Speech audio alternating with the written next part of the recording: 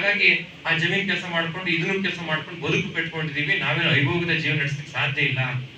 ಸ್ವಲ್ಪ ಜಮೀನಿರೋ ಅವ್ರಿಗೆ ಅಷ್ಟು ಕಷ್ಟ ಇರ್ಬೇಕಾದ್ರೆ ನನಗೊಂದು ಉದಾಹರಣೆ ಕೂಡ ಹೇಳ್ತೀನಿ. ನಮ್ಮ ಕೃಷ್ಣೇಗೌಡರು, ಪಾಂಡುಪುರದ ಕೃಷ್ಣೇಗೌಡರು ಬಂದಿದ್ದಾರೇನೋ ಗೊತ್ತಿಲ್ಲ ಅಲ್ವಾ. ಅವ್ರಿಗೆ ಒಂದ್ಸಲ ಆಕ್ಸಿಡೆಂಟ್ ಆಗಿ ಬಸ್ ಸ್ಟ್ಯಾಂಡ್ ಒಳಗಡೆ ಆಕ್ಸಿಡೆಂಟ್ ಆಗಿ ಅವ್ರಿಗೆ ಕೈ ಮೂಳೆಲ್ಲ ಮುರಿದೋದಾಗ ಎಷ್ಟು ನೋವು ಬಂದ್ಬಿಡ್ತು ನನಗೆ, ನಿಜವಾಗ್ಲೂ ಕಣ್ಣಲ್ಲಿ ನೀರು ಬಂದ್ಬಿಡ್ತು.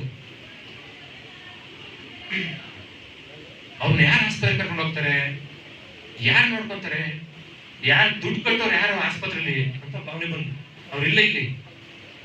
ಸೊ ಅಂತ ಕಷ್ಟದಲ್ಲಿ ಇರೋರ್ಗೆ ಹೆಲ್ಪ್ ಮಾಡ್ಬೇಕು ಅಂತ ಇಂಥ ಧೀಮಂತ ವ್ಯಕ್ತಿಗಳಿದ್ದು ಎಲ್ಲರೂ ಪ್ರೀತಿಯಿಂದ, ಅವನು ಸಣ್ಣವನು ಬಡವನು ಯಾರೋ ಅವನಿಗೂ ಕೂಡ ಮಾಧ್ಯಮ ಕ್ಷೇತ್ರದಲ್ಲಿ ಸಿಗುವಂತ ಎಲ್ಲ ಸೌಲಭ್ಯಗಳು, ಇನ್ಸೂರೆನ್ಸ್ ಇರ್ಬೋದು, ಬಸ್ ಪಾಸ್ ಇರ್ಬೋದು, ಅವ್ರ ಒಂದಷ್ಟು ಸಹಾಯ ಇರ್ಬೋದು, ಅವನ್ನೆಲ್ಲ ಕೊಡಿಸ್ಲಿಕ್ಕೆ ನಿಜವಾಗ್ಲೂ ನಮ್ಮ ಜಯರಾಮ್ ಅವರು ಒಬ್ಬ ಒಳ್ಳೆಯ ಸಂಘಟನಾ ಚಂದ್ರನಾಗಿ ನಮ್ಮ ರಾಜ್ಯ ಮಟ್ಟದಲ್ಲಿ ಶಿವಾನಂದ ತಗಡೂರು ಇರ್ಬೋದು, ಹಾಗೆ ನಮ್ಮ ಮದನ್ ಗೌಡ್ ಇರ್ಬೋದು, ಇವರೆಲ್ಲರೂ ಕೂಡ ಸರ್ಕಾರದ ಜೊತೆ ಒಂದು ಸಂಘರ್ಷ ಮಾಡಿಕೊಂಡು ಒಂದಷ್ಟು ಚರ್ಚೆ ಮಾಡಿಕೊಂಡು ಬಂದು ನೋಡಿ ಈ ಮಾಧ್ಯಮ ಸ್ನೇಹಿತರ ಕಷ್ಟ ಸುಖಗಳು ಏನಿದೆ ಅಂತೇಳಿ ತೋರಿಸ್ತಾರಲ್ಲ, ಅದು ಒಂದು ಒಳ್ಳೆಯ ಶಕ್ತಿಯನ್ನು ತುಂಬುತ್ತೆ ಅಂತ ಹೇಳ್ತಾ ಇಂಥ ಗಣ್ಯರಿಗೆ ಇವತ್ತು ಎಲ್ಲರ ಒಂದು ಸಮಕ್ಷಮದಲ್ಲಿ ಪ್ರೀತಿಯಿಂದ ಹೃದಯಪೂರ್ವಕವಾಗಿ ಒಂದು ಮಮ್ಮತಿನ ತೋರಿಸಿ ಅವರಿಗೆ ರಾಜ್ಯ ಮಟ್ಟದ 2 ಪ್ರಶಸ್ತಿಗಳನ್ನ ಹಿರಿಯ ವ್ಯಕ್ತಿಗಳ, ಹಿರಿಯ ಗಣ್ಯ ಸಾಧಕರ ಹೆಸರಲ್ಲಿ ನೀಡುವಂಥದ್ದು ಒಂದು ಒಳ್ಳೆಯ ಸುತ್ಯಾರವಾದಂತ ಕೆಲಸ.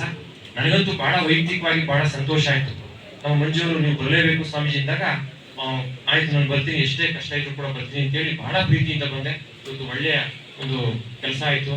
ಮಾಧ್ಯಮ ಸ್ನೇಹಿತರು ಎಲ್ಲರೂ ಕೂಡ ವಿನಂತಿ ಮಾಡ್ಕೊಂತೇನೆ, ಯಾವಾಗ ನಮ್ಮನ್ನ ಜನ ನೆನೆಸ್ಕೊತಾರೆ ಅಂದ್ರೆ ನೀವು ಅವಿರತ ಕಷ್ಟಗಳನ್ನ ಅನುಭವಿಸಿ. ನನಗೆ ರವಿಯವ್ರ ಬಗ್ಗೆ ಎಷ್ಟು ಅಭಿಮಾನ ಇದೆ ಅಂದ್ರೆ, ನಾವಿಲ್ಲಿ ತಹಶೀಲ್ದಾರ್ ಆಗಿದ್ದಂತ ಸಂದರ್ಭದಲ್ಲಿ ಅಥವಾ ಅಸಿಸ್ಟೆಂಟ್ ಕಮಿಷನರ್ ಇದ್ದಂತ ಸಂದರ್ಭದಲ್ಲಿ ಅನೇಕ ಸಲಹೆಗಳನ್ನ ಕೊಡ್ತಾ ಇದ್ರು. ನಾವು ಅಡಿಷನಲ್ DC ಆದ್ಮೇಲೆ ಅವ್ರು ಹೆಚ್ಚು ಕಾಣಿಸ್ಕೊಳ್ಳಿಲ್ಲ, ಕಾರಣ ಅವರು ಬೇರೆ ಕಡೆ ಹೋಗಿದ್ರು ಅಂತ ಅನ್ಸುತ್ತೆ. ಆದ್ರೆ ಎರಡೂ ಹುದ್ದೆಗಳನ್ನ ನಿರ್ವಹಿಸಬೇಕಾದ್ರೆ ಬಹಳಷ್ಟು ಜನ ನಮಗೆ ಹೇಳ್ತಾ ಇದ್ರು, ತಿಳುವಳಿಕೆ ಕೊಡ್ತಾ ಇದ್ರು, ನೀವು ಏಕಾಏಕಿ ನುಗ್ಗಕ್ಕೆ ಹೋಗ್ಬೇಡಿ, ನಿಮ್ಮ ಪ್ರಾಣ ಬಹಳ ಅಗತ್ಯ ಇದೆ, ನೀವು ಸುಮ್ಮನೆ ಹುಮ್ಮುತನ ಪ್ರದರ್ಶನ ಮಾಡಕ್ ಹೋಗ್ತೀರಿ, ಯಾವಾಗಲೂ ಅನಾಹುತಗಳಾಗ್ಬಿಟ್ರೆ ಒಂದು ಲಾಸ್ ಆಗುತ್ತೆ ಸ್ಟೇಟ್ಗೆ ಅಂತೇಳಿ ಬುದ್ಧಿವಾದಗಳನ್ನ ಸಲಹೆಗಳು ಕೊಡ್ತಾ ಇದ್ರು. ಹೀಗೆ ನೀವು ನಡ್ಕೋಬೇಕಾಗುತ್ತೆ, ಹುಮ್ಮುತನ ತೋರ್ಸಕ್ ಹೋಗ್ಬಾರ್ದು, ಹಿರಿಯ ಅಧಿಕಾರಿಗಳ ಮಾರ್ಗದರ್ಶನ ಪಡ್ಕೋಬೇಕು ಅಂತೇಳಿ ನಮ್ಮ ಪೂರ್ವಾಶ್ರದಲ್ಲಿ ಬಹಳಷ್ಟು ಸಲಹೆಗಳನ್ನ ಕೊಟ್ಟಿದ್ದಾರೆ.